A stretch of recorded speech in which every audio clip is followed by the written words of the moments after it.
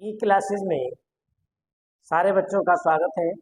बच्चों, मैं ई क्लासेस में कक्षा 10 का मनोहर का गणित पढ़ा रहा हूँ, जिसमें बहुपद की प्रश्नावली 2B मैं हल करा रहा हूँ। प्यारे बच्चों, मैंने बहुत सारे वीडियोज बहुत से क्वेश्चन इसमें कराए हैं। तो आज मैं इसी कड़ी में आपको इस प्रश्नावली 2B का क्वेश्चन नंबर 6 कराने जा रहा हूँ। देखिए, क्वेश्चन नंबर 6 है हमारा, यदि बहुपद 3x² + 11x - 4 के शून्य के m तथा n हो तो m/n + n/n का मान ज्ञात करिए। मैं आज इस प्रश्न को हल कराऊंगा। आप जरा ध्यान से देखिए, थोड़ा बड़ा क्वेश्चन है। ये क्वेश्चन मैंने अभी अभी हल किया था, लेकिन किसी प्रकार से रिकॉर्डिंग नहीं हो पाई थी। तो बच्चों, मैं इसको चूंकि बोर्ड पर सवाल मैंने पहले कर रखा है, तो इसलिए आप इसको समझिए, मैं इसको समझा रहा हूँ। यहाँ पर बच्चों देखिए, इस बहुपद में, इस क्वेश्चन नंबर 6 में हम मान लेंगे कि हमारा दिया हुआ बहुपद px है। px = 3x + 11x - 4। ये हमारा बच्चों दिया हुआ बहुपद है। ये बहुपद हमें दिया है और प्रश्नानुसार इस बहुपद के शून्य प्रश्न में दिए गए हैं m तथा n।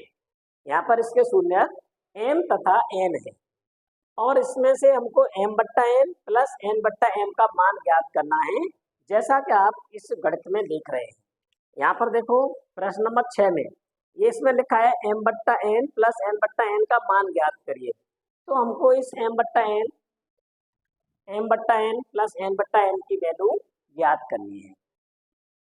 तो बच्चों देखिए, सबसे पहले जो भी हमारा बहुपद दिया हुआ है, हम इस बहुपद की, जो हमारा बहुपद का व्यापक रूप है ax² + bx + c, से तुलना कर देंगे। हर किसी भी बहुपद के अगर हमें शून्य ज्ञात करने हैं, तो हमें सबसे पहले इसके गुणांकों की, इस जो हमारा व्यापक रूप है, इससे तुलना करनी होती है। तो यहाँ पर अगर मैंने इसकी तुलना की, तो देखिए यहाँ लिख देंगे px की ax² + bx + c से तुलना करने पर a = हो जाएगा। यहाँ पर देखो, ये 3 है, इसमें ये है x² गुणांक a, इसमें x² का 3, तो इस a का मान 3 हो गया। a = 3, यहाँ पर x का गुणांक b है, यहाँ x का गुणांक 11 है, तो लिहाजा b का मान 11 है, यानी b = 11 है। अब आता है अचर पद। देखिए, इसमें व्यापक रूप में अचर पद c है, इसमें -4 है, तो c की वैल्यू -4। इस तरह से ये गुणांकों की तुलना करने के आधार पर a, b और c के मान हमको ज्ञात हो गए। समझ गए होंगे बच्चों। इसके बाद देखिए, हम शून्यकों का योगफल ज्ञात करेंगे। तो शून्यकों का योगफल बराबर होता है -b/a। ये फॉर्मूला है, मैं आपको पिछले वीडियोज में बहुत अच्छी तरह से मैं आपको बता चुका हूँ कि जो शून्यकों का योगफल है वो होता है -b/a। अब शून्यक m तथा n है, तो योगफल को लिखेंगे m + n बराबर -b/a। b की वैल्यू कितनी है? 11, तो ये हो गया -11/3। b की वैल्यू -11/3, b = -b/a, यानी 11/3। b का मान 11/3। अब शून्यकों का गुणनफल क्या होता है? c/a। ये गुणनफल का फॉर्मूला है, c/a। अब गुणनफल चूंकि हमारे मूलक शून्यक m तथा n है, तो गुणनफल को लिख देंगे m × n बराबर c/a। c का मान है -4, तो c की वैल्यू -4 लिख दी, a का मान लिख दिया 3। इस तरह से m × n = हो गया -4/3। अब देखिए बच्चों, हमको m/n + n/n की वैल्यू ज्ञात करनी है। यहाँ मैंने प्रश्नार्थ चिन्ह लगाया था, इसका मतलब इसका मान निकालना है।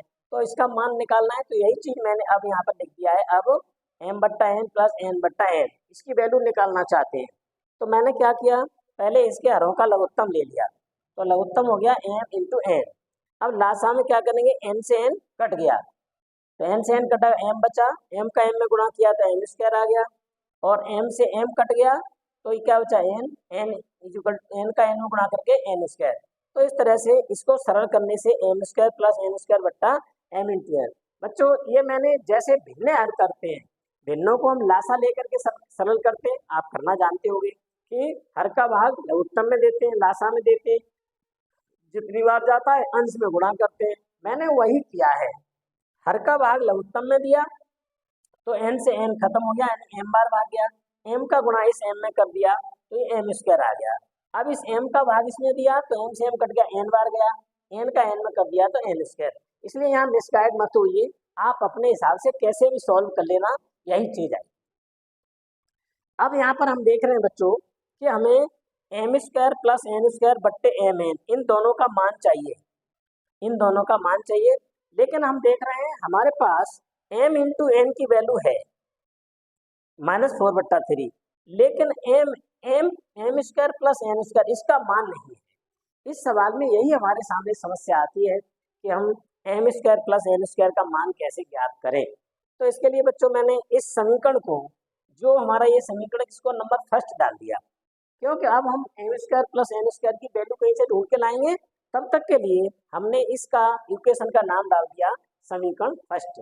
जब हमें इस m square plus n square की वैल्यू प्राप्त हो जाएगी तब हम इसमें पुट कर देंगे और हमारा इसका मान निकल आएगा। तो चलिए बच्चों अब आगे चलते हैं।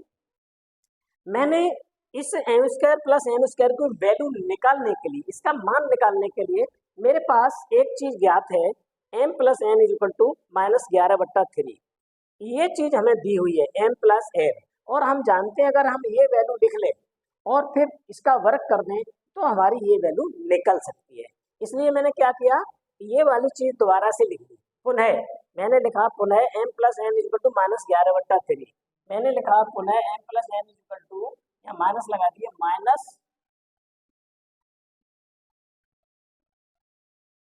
m plus n is equal to -11/3, ये लिखा है m प्लस n -11/3।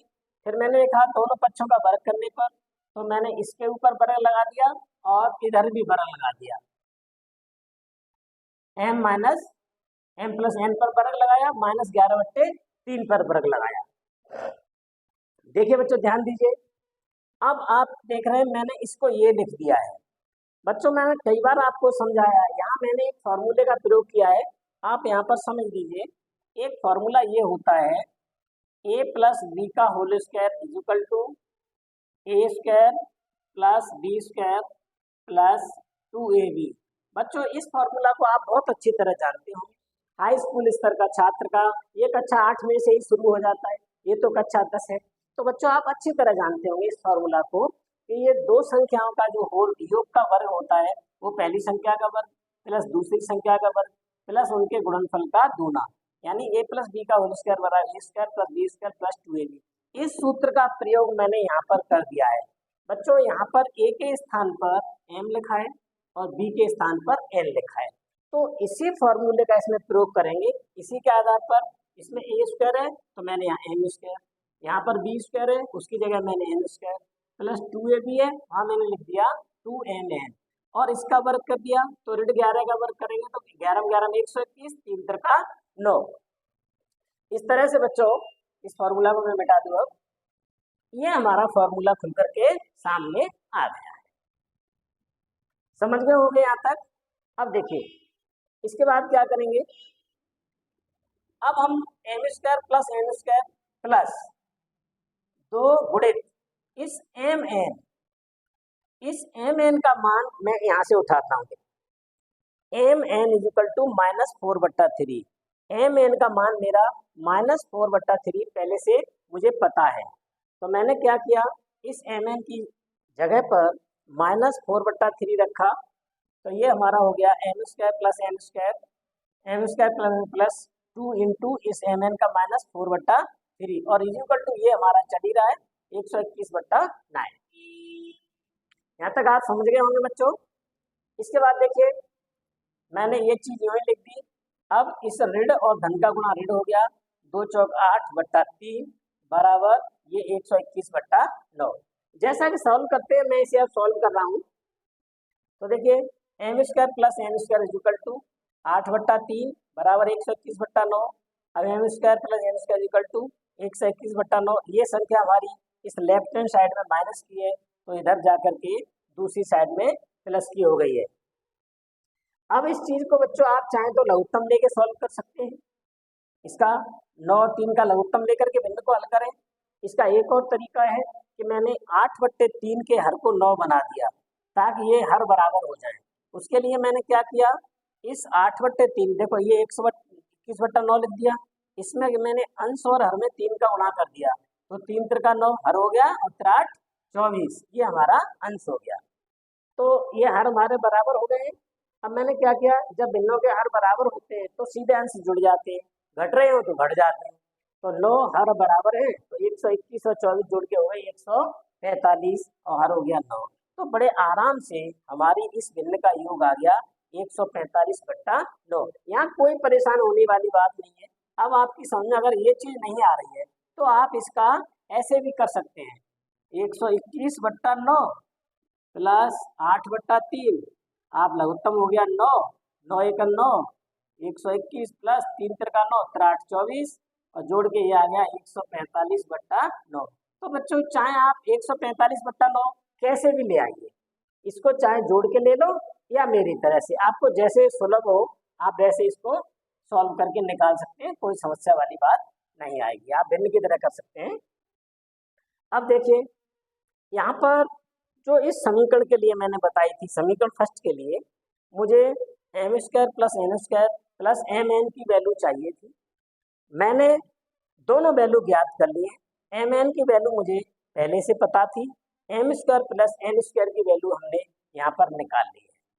अब बच्चों हम इस समीकरण फर्स्ट में मैंने लिखा है m² प्लस n² का मान और इस mn का मान पुट करेंगे, अर्थात m² प्लस n² तथा mn का मान समीकरण फर्स्ट में रखने पर अब मैं इसमें रखता हूँ, तो इसकी लेफ्ट हैंड साइड को ये मैंने ऐसे ही लिख दिया बराबर, ये m² प्लस n² है, इसका मान कितना है 145/9, वो मैंने यहाँ पर लिख दिया 145/9 इसकी जगह पर।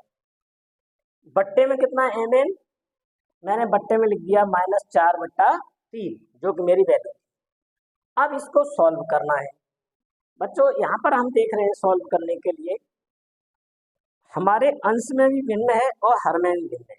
जब अंश और हर दोनों में भिन्न होती है तो इसका ये नियम होता है कि जो अंश वाली भिन्न है उसको यूं ही लिखिए और गुणा करके उसमें नीचे वाली भिन्न को उल्टा करके लिख दीजिए।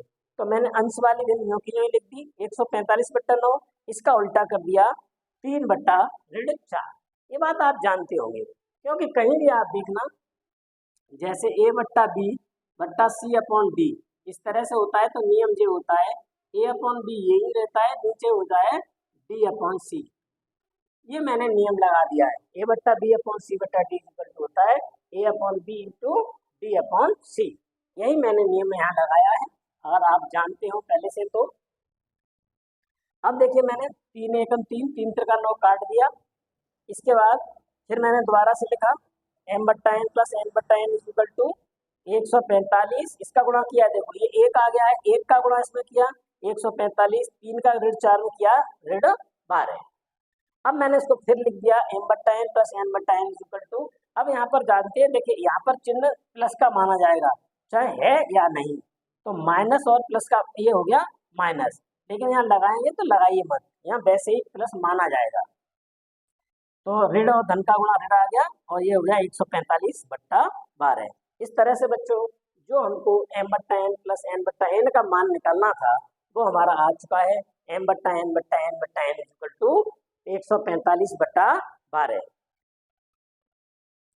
बच्चों अगर आप इसका आंसर देखें तो देखिए किताब में देख लीजिए, इसका आंसर भी शायद यही है, प्रश्नावली 2B। इसका आंसर देखते हैं क्योंकि बड़ा क्वेश्चन है तो इसका आंसर देखते हैं कितना आ रहा है, आप भी देख लेना।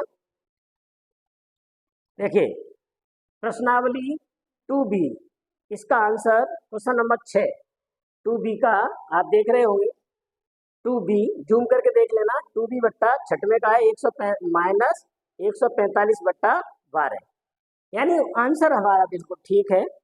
तो आशा है बच्चों आपकी समझ में ये क्वेश्चन आ गया होगा, नहीं आया है तो एक बार मैं आपको पुनः समझा दूं। माना px equal to 3x² plus 11x minus 4, ये हमारा दिया हुआ बहुपद है। और शून्य दिए हैं m तथा n, हमें m/n प्लस n/m की वैल्यू निकालनी है, तो मैंने प्रश्नवाचक चिन्ह लगा दिया है। अब हम इस बहुपद के मानक रूप ax² plus bx plus c से तुलना करने पर हमारा a की वैल्यू 3 आ गई और b की वैल्यू 11 और c का मान -4। इस तरह से हमने इसके गुणांकों को ज्ञात कर लिया। इसके बाद बच्चों शून्यकों का योगफल इक्वल टू होता है -b/a, ये मैं आपको पहले भी मैंने बताया है। तो शून्य हमारे चूंकि m और n थे तो उनका योग हो गया m+n इक्वल टू -b/a। मैंने b की वैल्यू रख दी और a की वैल्यू 3, तो ये हो गया -11/3। और इसके बाद शून्यकों का गुणनफल इक्वल टू होता है c/a। गुणनफल को मैं लिखूंगा m × n equal to c/a, c का मान -4, a का मान 3, तो ये हो गया -4/3। अब बच्चों हमको चूंकि m/n प्लस n/m की वैल्यू ज्ञात करनी है, तो मैंने m/n प्लस n/n इसको सरल कर दिया, तो ये हो गया m² plus n² m × n। मैंने इसको भिन्न की तरह सरल कर दिया और ये मैंने डाल दिया समीकरण नंबर फर्स्ट। अब हम बच्चों यहाँ पर इस m² n² का मान निकालेंगे। इसके लिए मैंने पुनः m plus n equal to -11/3 है, ये मैंने दोबारा से लिख लिया पुनः m plus n equal to -11/3। अब मैंने दोनों पक्षों का वर्ग कर दिया, तो इसका वर्ग किया तो ये हो गया और इसका वर्ग हो गया ये। इसका सूत्र की सहायता से मैंने खोल दिया, जैसा कि आप जानते हैं a प्लस बी का होल स्क्वायर इक्वल टू मैंने अभी बताया था a² plus b² plus 2ab, वही मैंने सूत्र लगा दिया। तो m² plus n² plus 2m × n equal to इसका वर्ग कर देंगे तो 121/9। अब मैंने यहाँ पर m² plus n² 2 × m × n का जो ये हमारा मान था -4/3, मैंने ये यहाँ पर रख दिया इक्वल टू 121/9 है ही, और इसको मैंने इसमें गुणा कर दिया तो ये आ गया 8/3 इक्वल टू 121/9। और यहाँ m² plus n² equal to ये आ गया और इसका पक्षांतर प्लस में कर दिया। और इसको सरल करने के लिए मैंने 8/3 में 3 का गुणा किया है अंश और हर में, तो 8 24/3 का 9, और इसको सरल करने के बाद जोड़ने के बाद आ गया 145/9। तो मेरे प्यारे बच्चों इस तरह से m² plus n² equal to 145/9 हमें प्राप्त हुआ। m × n की वैल्यू हमें पहले से ज्ञात है। हमने m² n² तथा m प्लस m × n का मान इस समीकरण नंबर फर्स्ट में हमने पुट कर दिया है। देखिए कैसे हो जाएगा, m प्लस n ये आ गया प्लस m² प्लस n² का मान 145 बट्टा वहाँ से उठा के यहाँ रख दिया, और m × n की वैल्यू मैंने यहाँ से रख दी -4/3। यहाँ मैंने सरल किया है, सरल करने का तरीका मैंने बताया था, जब भिन्न के बट्टे भिन्न होती है तो ऊपर वाली भिन्न ऐसे के ऐसे ही लिखते हैं और नीचे वाली भिन्न को उल्टा कर देते हैं, 3/4। इसको काट दिया, 3 × 3 3 × 9, और इसका इसमें गुणा किया तो 145 का 1 में, तो ये m plus n/n minus n n/n 145/-12 हो गया m/n plus n/m equal to 145/12। अब यहाँ देखिए प्लस है, नीचे माइनस है, माइनस का भाग प्लस में लेंगे तो माइनस में उत्तर आएगा, तो ये m/n plus n/n equal to 145/-145/12 आ गया है। तो बच्चों ये हमारा उत्तर हमने अभी देखा था, बिल्कुल सही है। मुझे विश्वास है कि आपको ये क्वेश्चन आप समझ में आ गया होगा। प्यारे बच्चों ये क्वेश्चन बहुत ही इम्पोर्टेंट क्वेश्चन है, इसलिए आप इसको नोट जरूर कर लें, और अगर इसमें कहीं कोई दिक्कत आई तो कमेंट्स करके मुझे पूछ लेना। बहुत ही इम्पोर्टेंट क्वेश्चन है और इसको आप नोट कर लीजिए।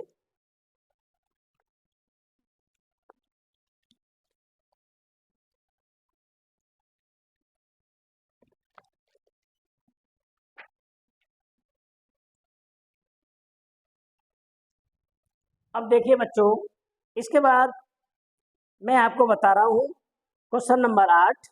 इसमें देखिए क्वेश्चन नंबर 7 और 8 दोनों एक से है। क्वेश्चन नंबर 7 है बहुपद इतने के शून्य ज्ञात कीजिए, शून्य को तथा गुणांकों के बीच संबंध की सत्यता की जांच कीजिए। 8वें में बहुपद इतने के शून्य ज्ञात कीजिए और शून्य को तथा गुणांकों के बीच सत्यता की जांच कीजिए।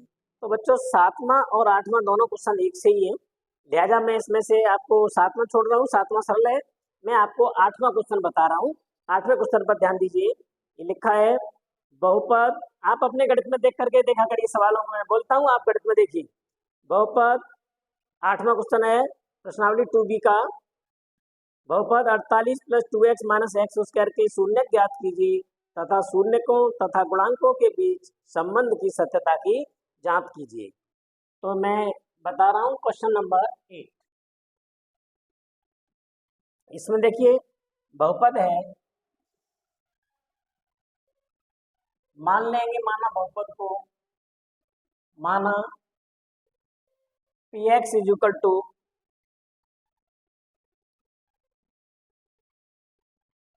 48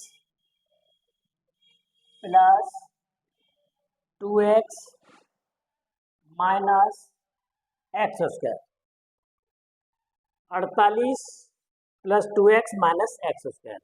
इसके हमें बच्चों शून्य ज्ञात करने हैं और शून्यकों तथा गुणांकों के बीच संबंध ज्ञात करना है। इसमें दो काम हमें करने हैं। तो देखिए बच्चों कैसे करेंगे, इस पर ध्यान दीजिए। यहाँ हम देख रहे हैं यह बहुपद हमारे मानक रूप में नहीं लिखा हुआ है मानक रूप में वैसे तो 48 + 2x - x स्क्वायर, ये भी मानक रूप में ही लिखा हुआ है, लेकिन हम इसको, ये अवरोही क्रम में लिखा है घातों के लिए, हम इसे आरोही क्रम में लिख लें तो ज़्यादा अच्छा रहेगा। तो इसलिए इम्प्लाइज दैट इसको हम यूँ भी लिख सकते हैं, px = इसको पहले लिख लें -x स्क्वायर, फिर लिख दें 2x + 48। अब देखिए ये बहुपद और ये एक ही चीज है, बस मैंने बड़ी घात पहले लिख दी है, ये अवरोही क्रम में 2 घात 1 घात फिर 0, तो मैंने इसको केवल मानक रूप में बदल लिया है। ये घातों के आरोही क्रम में था, इसको अवरोही क्रम में।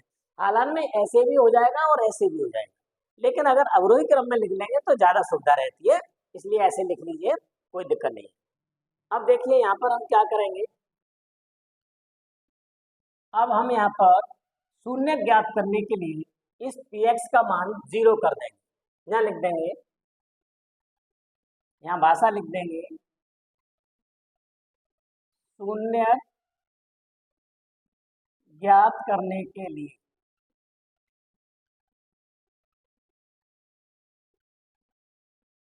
लिए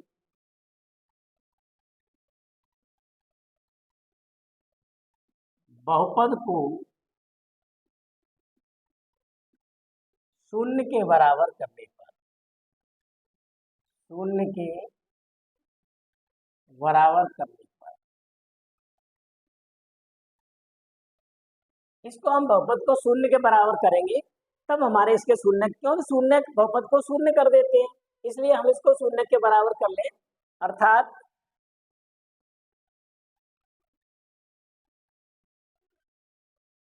px = कर देंगे 0, और इसका मतलब क्या हुआ, px क्या है हमारा -x स्क्वायर + 2x + 48 = 0।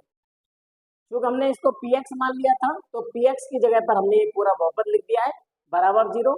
बच्चों यहाँ पर अगर हम px लिख करके केवल बहुपद लिख लें तो अभी एक ही बात है, लेकिन मान लो तो और ठीक रहता है। अब बच्चों हम इसके शून्य ज्ञात करना चाहते हैं, तो हमें इसके पहले गुणनखंड करने होंगे। तो इसमें मध्य पद को विभाजित करके गुणनखंड किए जाते हैं, जिसे हम त्रिपद सिद्धांत के गुणनखंड भी कहते हैं। तो बच्चों या तो आपसे आने चाहिए, इसके गुणनखंड करना आपसे आना चाहिए। अगर नहीं आते हैं तो मैं आपको एक बार समझा रहा हूँ। इसे हम त्रिपद सिद्धांत के गुणनखंड भी कहते हैं, उसे मध्य पद को बांट करके भी कहते हैं, और कैसे भी समझ लीजिए, ये 2 घात के द्विघातीय बहुपद के गुणनखंड भी कहते हैं इनको। तो देखो कैसे करते हैं इसके गुणनखंड। इसके गुणनखंड करने के लिए देखिए क्या करेंगे, समझिए। यहाँ x स्क्वायर का गुणांक है 1 यानी ऋण 1, और अचर संख्या है 48। कितनी है 48। तो इन दोनों का पहले गुणा करते हैं, यानी इस x स्क्वायर के गुणांक का और अचर संख्या का, इसका गुणा करेंगे तो ये आ गया -48। अब बच्चों इसका गुणांक ऋण 1, ये 48, या हम चाहें तो इसको हम पॉजिटिव भी बना सकते हैं। आप ऐसे कर लीजिए तो ज़्यादा अच्छा है और सुविधा रहेगी आपको। ये अभी ऋण का चक्कर ही खत्म कर दीजिए। इसको चक्कर को हम यूँ भी खत्म कर सकते हैं, इम्प्लाइज दैट इसके दोनों पक्षों में अगर हम ऋण 1 का गुणा कर दें, ऋण 1 का गुणा कर दें तो इसके हर एक पद के चिन्ह बदल जाएंगे। तो ये हमारी पहली संख्या प्लस में हो जाएगी, यानी ये एक्स स्क्वायर हो जाएगा, ये हो जाएगा -2x और माइनस के 48 बराबर 0। बच्चों अगर ये वाला हमारा प्लस में कर ले तो ज़्यादा अच्छा रहता है। तो वैसे कोई दिक्कत नहीं है, कैसे भी कर सकते हैं, अगर आप ऐसे कर लें तो और अच्छा है। अब देखिए इसका गुणांक अब एक हो, यहाँ यह 1 होता है, लिखा है या नहीं लिखा है, तो यहाँ से ले लेंगे 1 और यहाँ से ले लेंगे 48। ठीक है, एक्स स्क्वायर का गुणांक और अचर संख्या, इनका गुणा हमारा आ गया 48। अब बच्चों हम इस 48 के ऐसे दो गुणनखंड करेंगे, ये समझ लीजिए त्रिपद सिद्धांत, यानी मध्य पद को बांटकर गुणनखंड ऐसे कैसे करते हैं। इस 48 के ऐसे दो गुणनखंड लेंगे जिनका योग अथवा अंतर 2 आ जाए। तो यहाँ पर मैं कैसे ले सकता हूँ, देखिए 48 के खंडा में कर दे तो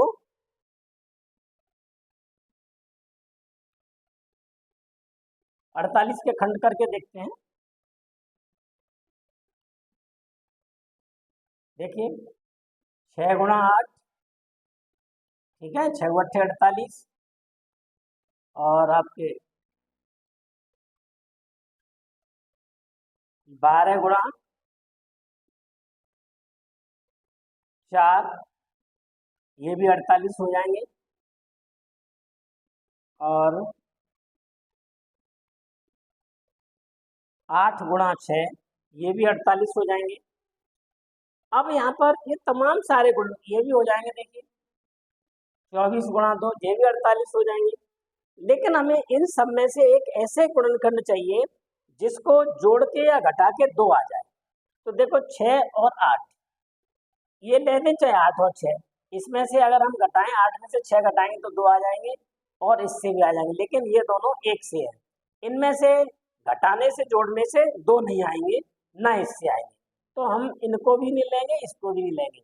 या तो इसको ले लो 8 × 6 या 6 × 8, ये दोनों हमारे सही है।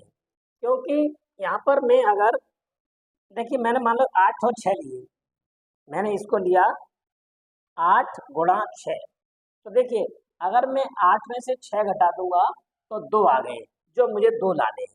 तो कहने का मतलब हम इसके ऐसे दो गुणनखंड करते हैं बच्चों, जो दोनों गुणनखंडों को जोड़कर या घटाकर इस x का गुणांक आ जाना चाहिए। तो हमने 8 × 6 = 48 ले लिया, तो इसको हम अगर 8 में से 6 घटा दें तो 2 आ रहे हैं हमारे, इसका मतलब हमारे जे वाले गुणनखंड सही है। ये विधा रहती है इसको करने की।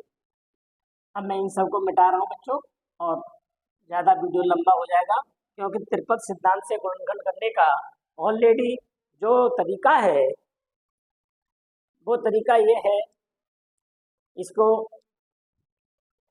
करने के लिए हम चाहें तो एक अलग से वीडियो बन सकता है। तो देखिए अब हम क्या करेंगे,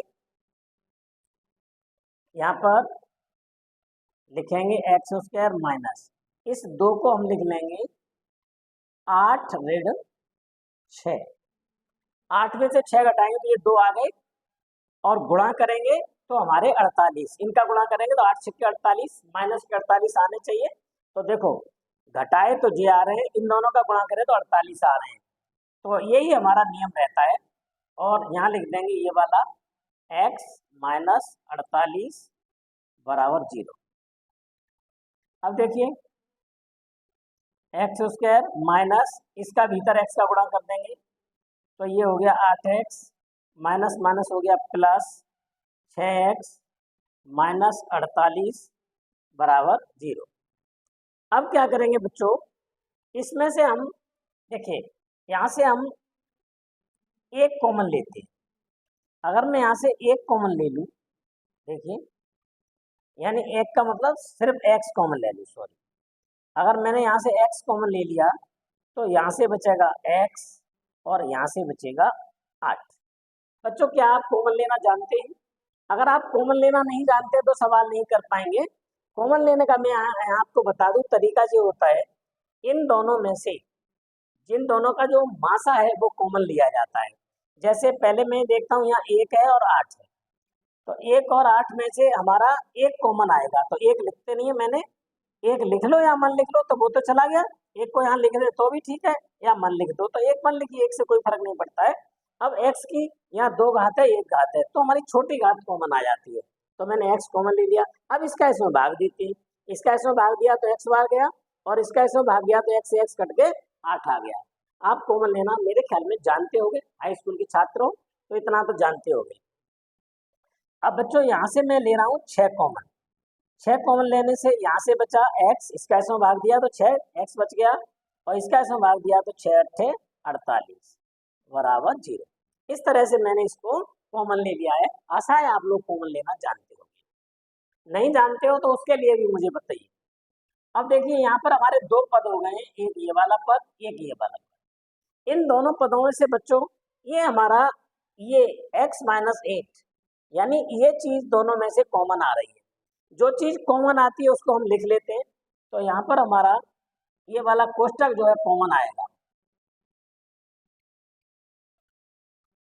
देखिए यहाँ से हमारा x माइनस 8 कॉमन आ गया, x माइनस 8 कॉमन आ गया, तो यहाँ से बच गया x और यहाँ से बच गया प्लस का 6 इक्वल टू 0।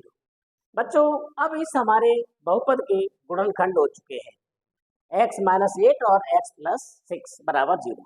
अब हम इसको आगे कैसे करेंगे, यहाँ देखिए यहाँ हमारी 2 संख्याएं हो गई, एक ये एक ये। मान लीजिए ये संख्या हमारी a है और ये संख्या b है, तो समझिए कि हमारा यूँ मान के चलिए कि a गुणित b 2 संख्याएं हैं, इनका गुणनफल 0 है। मैंने थोड़ी देर के लिए ये मान लिया, ये बराबर हमारा 0 है। तो देखिए ये 2 संख्याओं का गुणा 0 है। बच्चों समझना चाहिए हमको कि जब 2 संख्याओं का गुणा 0 हो रहा है तो उसमें से कोई भी एक संख्या 0 होना बहुत जरूरी है। तो यहाँ या तो ये 0 है, a का मान 0 है, या b का मान 0 है, या दोनों का मान 0 है, a भी 0 b भी 0, नहीं कम से कम एक तो 0 है इसमें से, या तो a या b या दोनों। तो यही काम हम करके देखते हैं, मतलब यहाँ या तो a 0 है या b 0 है, या a और b दोनों 0 है, तो हम यहाँ दोनों को अलग अलग 0 करके देखते हैं। तो यही नियम होता है, अन्यथा 2 संख्याओं का गुणा कभी 0 नहीं हो सकता।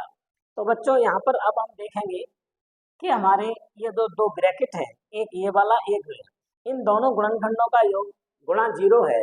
इसका मतलब होता है या तो ये कोष्टक 0 है या ये 0 है। तो हम दोनों को रख करके अलग देखते हैं, इम्प्लाइज दैट आप देखिए यहाँ पर लिखते हैं, यदि x माइनस 8 बराबर 0, तो हमारा क्या आ गया, तो आ गया x बराबर आ गया, एक मान आ गया।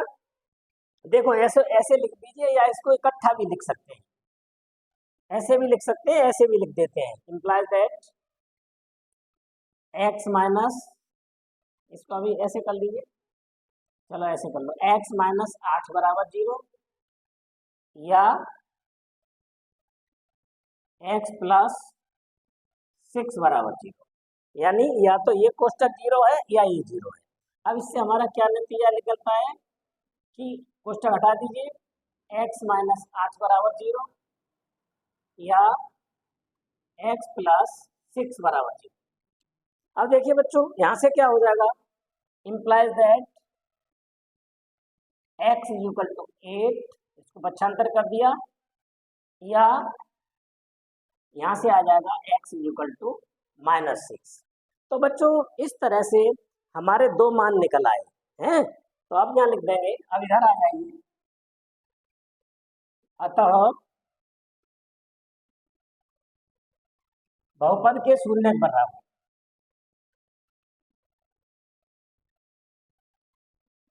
बहुपद के, यहाँ आप लिख सकते हैं, ये दोनों लिख सकते हैं, यहाँ ये भी कर सकते हैं आप चाहें तो, implies that x equal to 8 या माइनस 6, यानी हमारे ये हमारे फिलहाल में शून्य हो जाते हैं। देखिए बच्चों ये शून्य हो गई। अब इसी को हम शून्य कहते हैं, कि ये तो हमारे शून्यक निकल आए, इसको हम यहाँ लिख दें।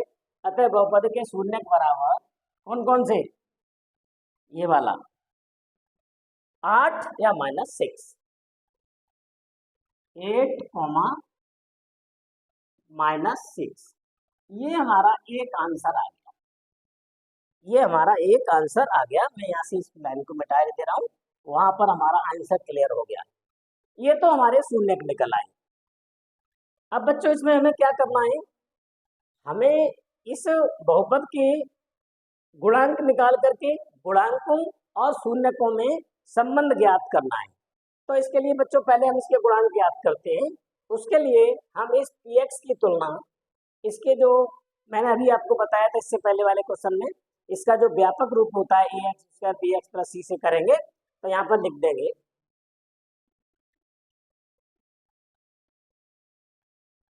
px की तुलना ax² + bx + c से करने पर, ये हमारा व्यापक रूप है। px की तुलना ax² bx + c से करने पर हमारी a = देखिए कितना हो जाएगा, a = देखिए अब हमारा ये है, तो a = हो गया -1, क्योंकि x² का गुणांक यहाँ a है और यहाँ -1 है, तो a = हो गया -1, देखिए x का गुणांक b है, यहाँ x का गुणांक 2 है, तो हमारा b = हो गया 2, और c हमारा अचर पद है। देखिए यहाँ पर c है और यहाँ पर अचर पद है हमारा 48, तो c = हो गया 48। तो बच्चों ये हमारे गुणांक आ गए, ये हमारे शून्यक हैं। समझिए इस बहुपद के ये शून्यक हैं और ये गुणांक हैं। अब हमें शून्यकों और गुणांकों के बीच, इन शून्यकों और गुणांकों के बीच जो संबंध है उसकी सत्यता की जांच करनी है। तो बच्चों पहले हमें समझना चाहिए कि इन शून्यकों और इन गुणांकों के बीच संबंध होता क्या है। तो देखिए संबंध इसका यही होता है जो मैंने बताया। तो यहाँ देखिए, यहाँ लिख देंगे, ये लिख दीजिए, बहुपद के शून्यकों तथा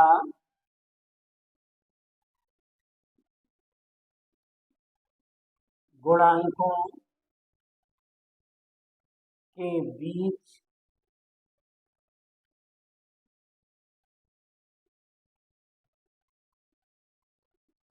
बीच के संबंध, बहुपद के शून्यकों तथा गुणांकों के बीच के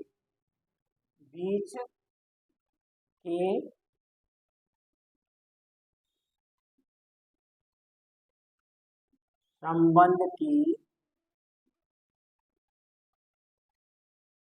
सत्यता की जांच, ये काम अब हम करने जा रहे हैं। बहुपद के शून्यकों तथा गुणांकों के बीच के संबंध की सत्यता की जांच।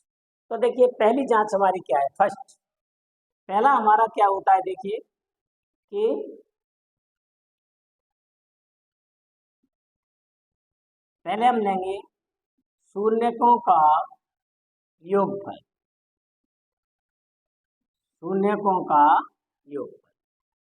तो बच्चों शून्यकों का योगफल देखिए अब क्या हो गया, शून्यकों का योगफल हमारे शून्य कौन कौन से हैं, 8 और ऋण 6, तो इसका योगफल कर दीजिए 8 + -6, 8 + -6, ये = आ गया, देखिए 8 - 6 = आ गया 2, कितना आ गया 2, और इसको हम 2 को लिख सकते हैं, ये आ गया =2, और इसे लिख सकते हैं =2/1, एक मान लीजिए, और इसको हम चाहे तो यहाँ बार बार लिखते रहिए, लिखते रहो तो और अच्छा है। शून्यकों का योगफल फिर लिख दीजिए, या मत लिखिए बार बार, कोई ज़रूरत नहीं है, ऐसे ही कर दीजिए। ये बना, देखिए बराबर।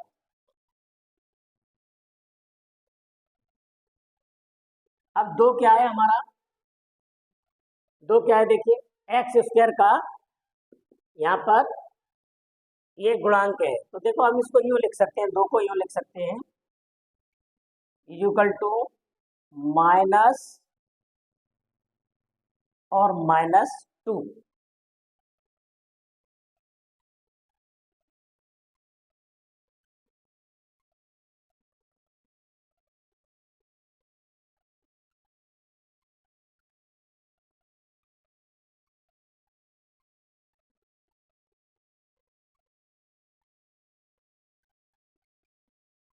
यहाँ पर कहीं थोड़ी सी गलती हो गई है,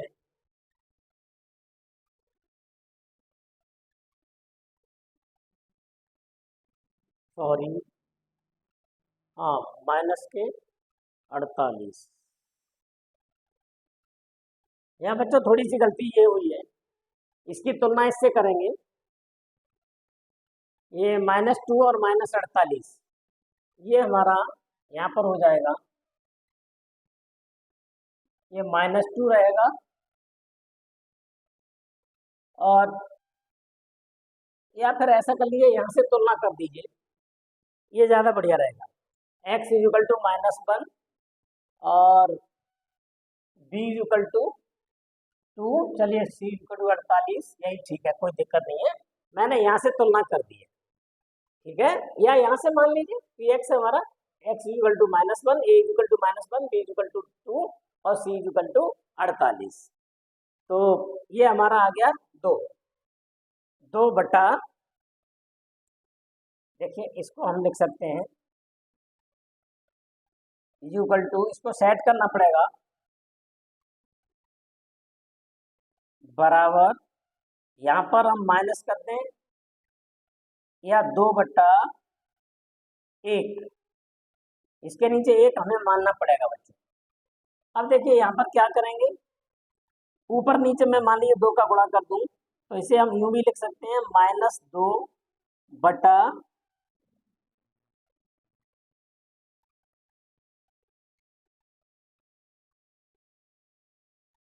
-1,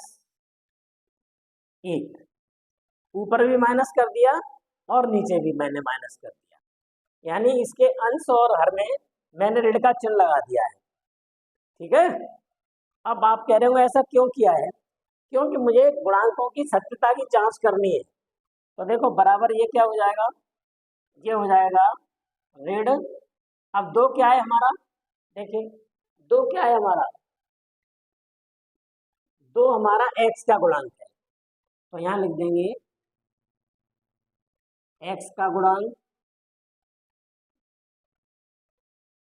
बट्टे ऋण 1 क्या है, एक्स स्क्वायर का गुणांक बट्टे एक्स स्क्वायर का गुणांक। इसे हम चाहें तो बराबर ये भी लिख सकते हैं, बराबर ऋण b/a। तो b हमारा क्या होता है, x का गुणांक ऋण, और a हमारा एक्स स्क्वायर का गुणांक। तो बच्चों इस तरह से आपने देखा, यहाँ पर समझिए, ये बात विशेष समझने की है। हमारा 2/1 आया, तो मैंने अंश और हर में ऋण ऋण का निशान लगा दिया, इससे ऋण से ऋण कट जाएगा, संख्या यही रहेगी। तो अब यहाँ देखो ऋण 2 क्या है हमारा, b, 2 हमारा b है, तो मैं यहाँ b लिख दिया, और ऋण 1 क्या है, a, तो मैंने यहाँ a लिख दिया। इसका मतलब ये हो गया b/a, तो b हमारा हो गया ऋण x का गुणांक बट्टे एक्स स्क्वायर का गुणांक, और यही हमारा संबंध होता है। तो ये पहला हमारा संबंध सिद्ध हो गया है कि शून्यकों का योगफल बराबर आ गया ऋण एक्स का गुणांक बट्टे, इसे हम, अगर मैं शून्यकों को अल्फा प्लस बीटा मान लूं, तो हम यहाँ अल्फा प्लस बीटा कह सकते हैं, ठीक है। तो और नहीं तो ये हमारा एक संबंध आ गया है। अब दूसरा जो संबंध होता है उसको देखिए बच्चों, दूसरा संबंध होता है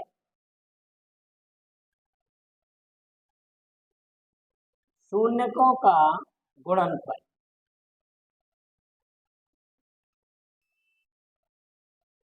शून्यकों का गुणनफल बराबर क्या होता है, देखिए अब हमारा पहला शून्य क्या है, पहला शून्य क्या है हमारा 8, तो 8 गुणित -6 है, और इसका गुणा कर दिया तो ये हो गया -48। अब देखिए बच्चों, हम इस -48 को क्या लिख सकते हैं, बराबर मैं इसको लिख सकता हूँ, ऐसे भी कर सकता हूँ बच्चों, 48/-1। ये एक ही बात है, कैसे भी लिख दीजिए। 48 को हम 48/-1 भी लिख सकते हैं, और इस तरह से हमने देखा बराबर। अब देखिए 48 हमारा क्या है यहाँ पर, ये हमारा हो गया 48 है हमारा सी, और -1 है ए। इस तरह से हमारा संबंध बन गया सी, सी माने अचर पद, ठीक है। सी क्या है हमारा, यहाँ लिख देंगे, या आगे ही लिख दीजिए, कोई चिंता नहीं है, आप यहाँ बहुत बढ़िया तरह से लिख सकते हैं, बराबर -48 की जगह पर 48/-1 बराबर 48 है हमारा सी अपॉन ए, -1 ये है, और सी को कहते हैं अचर पद।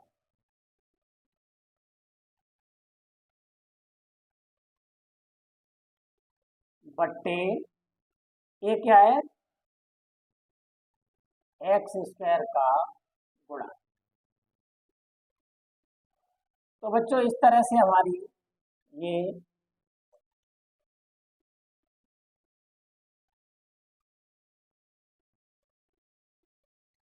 इस तरह से हमने देखा। अब समझ लीजिए बच्चों, यहाँ आपकी हो सकता है कम समझ में आ रहा हो सत्यता की संबंध की जांच करना। तो देखो बच्चों, मैंने आपको पहले ही बता दिया था कि शून्यकों का योगफल होता है हमारा -b/a। तो मैंने जो दोनों शून्यक आए थे उनका योग किया, तो हल करके मेरा -b/a आ गया। तो ये हमारी सत्यता की जांच हो गई। जो आना चाहिए कि इसका योगफल -b/a आना चाहिए, या ऋण x का गुणांक बट्टे x² का गुणांक, तो वही आ गया है हल करके। इसका मतलब हमारे शून्यकों के योगफल और गुणांकों में जो संबंध था उसकी सत्यता की जांच हो गई है। अब मैं दूसरी जांच होती है कि शून्यकों का गुणनफल हमारा c/a आना चाहिए। तो मैंने इन दोनों गुणांकों का गुणा किया, तो वो हमारा आ गया -48, जिसे मैंने लिख दिया 48/1 बराबर c/a, और ये हमारा हो गया बराबर अचर पद बट्टे x² का गुणांक। आप यहाँ चाहें तो बच्चों यहाँ से ये 48 खत्म कर दें, क्योंकि लंबा हो जा रहा है, ऐसे ही कर लीजिए, 48/-1 कर दीजिए, यहाँ पर कोई चिंता नहीं, या लिख दो, चलो कोई दिक्कत नहीं, -48, और 48 को मैंने ऐसे लिख दिया है क्योंकि यहाँ बोर्ड पर जगह नहीं। तो इस तरह से हमारे इन बहुपद के शून्यकों और गुणांकों में संबंध की सत्यता की जांच हो जाती है। बच्चों एक बार फिर समझ लीजिए, अगर आपकी समझ में नहीं आया है, प्रश्न नंबर 2B का ये क्वेश्चन नंबर 8 और 7 एक से हैं। इसमें कई सवाल ऐसे हैं जिसमें आपको बहुपद के गुणांक निकालने और शून्यक निकालने पड़ेंगे, फिर गुणांकों और शून्यकों के बीच जो संबंध होता है उसकी सत्यता की जांच करनी होती है। तो इसके लिए सबसे पहले बच्चों मैंने लिखा था, ये हमारा बहुपद दिया था, इसको मैंने, ये अवरोही क्रम में था, आरोही क्रम में था, घातों को मैंने अवरोही क्रम में, पहले बड़ी घात फिर छोटी, इस तरह से इसको मानक रूप को चेंज करके लिख दिया। फिर शून्य ज्ञात करने के लिए मैंने बहुपद को शून्य के बराबर किया, इस px को 0 के बराबर किया, और इसको मैंने फिर ऋण 1 का गुणा कर दिया दोनों पक्षों में। यहाँ पर हम चाहें तो लिख भी सकते हैं, नहीं तो मत लिखिए, कोई ज़रूरत नहीं है। आप चाहें तो यहाँ आगे लिख सकते हैं इसको। यहाँ मैंने क्या कर दिया है, दोनों पक्षों में ऋण 1 का गुणा कर दिया है। आप चाहें तो लिख भी सकते हैं। ये चीज हमारी कब आई है, जब मैंने इसके दोनों पक्षों में ऋण 1 का गुणा कर दिया है। तो बच्चों ऋण 1 का गुणा करने से सिर्फ चिन्ह बदल जाते हैं, तो ये धन का हो गया, ये ऋण के हो गए। अब मैंने क्या किया, इस 1 और 48, यहाँ 1 है गुणा 48 हुए, 48 को मध्य पद को बांट करके मैंने इसके अभी जो आपको समझाया था त्रिपद सिद्धांत के आधार पर, मैंने इसे 2 को 8 × 6 लिखा, फिर ये 8x 6x 48, यहाँ से x कॉमन ले लिया, 6 कॉमन ले लिया और इन दोनों पदों में से x - 8 कॉमन लिया, तो x - 8 x + 6 = 0। अब मैंने आपको बताया दोनों गुणनखंडों को बराबर 0 कर देते हैं, तो पहला गुणनखंड बराबर 0 या दूसरा बराबर 0, तो यहाँ से मेरा निकला x = 8 और इधर से आ गया x - 6। इस तरह से बच्चों बहुपद के दोनों शून्यक निकल आए, एक 8 एक 6। अब मैंने इसकी तुलना जो दिया गया मेरा बहुपद था ये वाला px, तो मैंने px की तुलना ax और bx + c जो हमारा बहुपद का मानक रूप है उससे कर दी, तो हमारा a = 1 b = 30 c = 48 आ गया। अब हमने बहुपद के शून्यकों तथा गुणांकों के बीच के संबंध की सत्यता की जांच की, तो हमारा संबंध होता है कि शून्यकों का योगफल हमारा ये ऋण b/a या ऋण x का गुणांक बट्टे x का गुणांक आना चाहिए। तो मैंने क्या किया, दो योगफल किया तो दोनों को जोड़ा, जोड़ने के बाद मेरा वास्तव में x का गुणांक बट्टे x का गुणांक आ गया है। अब दूसरा संबंध होता है कि शून्यकों का गुणनफल बराबर होना चाहिए c/a या अचर पद बट्टे x² का गुणांक, चाहे ऐसे लिख दें तो ऐसे। तो मैंने यहाँ पर दोनों गुणांकों का गुणा किया, तो यह आया -48 को मैंने 48/1 लिख दिया -1, और 48 हमारा c था, c/a हो गया, इसे हम अचर पद बट्टे x² का गुणांक। तो बच्चों इस तरह से हमारे शून्यकों के योगफल और गुणनफल के जो दोनों संबंध है उनकी हमारी सत्यता की जांच हो गई है। तो बच्चों अब हमें इसका उत्तर भी देखने की कोई आवश्यकता नहीं है, क्योंकि अगर ये हमारे शून्यक गलत होते तो हमारे ये शून्यकों का योगफल और गुणनफल से जो हमने इसके संबंध की जांच की थी वो निश्चित ही गलत आती। फिर भी आपकी संतुष्टि के लिए बच्चों मैं इसके उत्तर देख रहा हूँ। प्रश्नावली 2B का क्वेश्चन नंबर 8, उत्तरों को देखे लेते हैं। प्रश्नावली 2B, देखिए प्रश्नावली 2B क्वेश्चन नंबर 8 आप देख रहे होंगे, गौर से देखिए। देखो यहाँ पर ये उत्तर आ गए हैं, -6 और 8 हमारे दोनों गुणांक सही है, शून्यक सही है, -6 और 8 उत्तर बिल्कुल ठीक आ गया है। तो बच्चों इस तरह से आपने प्रश्नावली 2B के आज मैंने आपको जो 2 क्वेश्चन बताए ये बहुत ही इम्पोर्टेंट क्वेश्चन है और आशा है आपको ये समझ में आ गया होगा, आप इसे नोट कर लीजिए।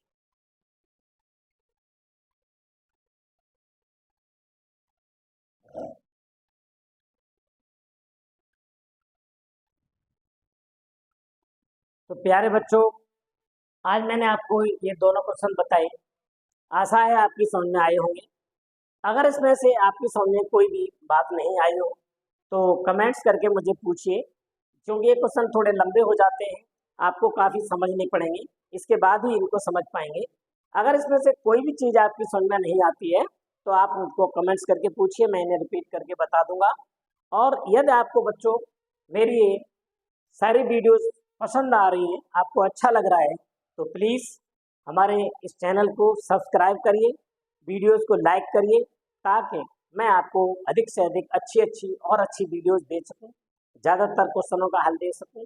प्यारे बच्चों हम एक बात और कहेंगे, जितने भी हाई स्कूल के छात्र हैं जो इस समय कक्षा 10 में पढ़ रहे हैं, जिन्होंने अभी कक्षा 9 पास की है, वो अपने मित्रों को हमारे वीडियोज़ को शेयर करें और उनको बताएँ कि वो ई-क्लासेस SK कुशबा में हमारी जो क्लास चल रही है वो बिल्कुल फ्री क्लासेस हैं, ट्यूशन का कोई शुल्क नहीं है, आप फ्री कोचिंग पढ़ सकते हैं, फ्री ट्यूशन पढ़ सकते हैं और संपूर्ण गणित को आप यदि हमारी क्लासेस में हमारे साथ जुड़ते हैं तो बहुत सरल और आसान तरीके से आप गणित सीख सकते हैं।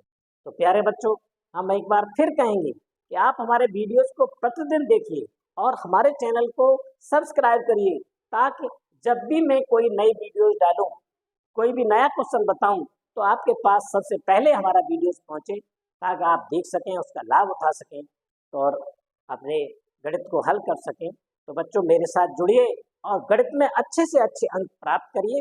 मेरी ऐसी कल्पना है, ऐसी तमन्ना है कि सारे बच्चों के अच्छे नंबर्स आएँ, वो भी बिना किसी शुल्क के दिए हुए। तो बच्चों आज की वीडियो यहीं समाप्त करते हैं और इस गणित के जो हमारी बहुपद की 2B चल रही है, 2B प्रश्नावली ये हमारी जो चल रही है, इसके और भी क्वेश्चंस मैं आपको अगली वीडियोस में बताऊंगा। आज की लेसन को यहीं समाप्त करते हैं।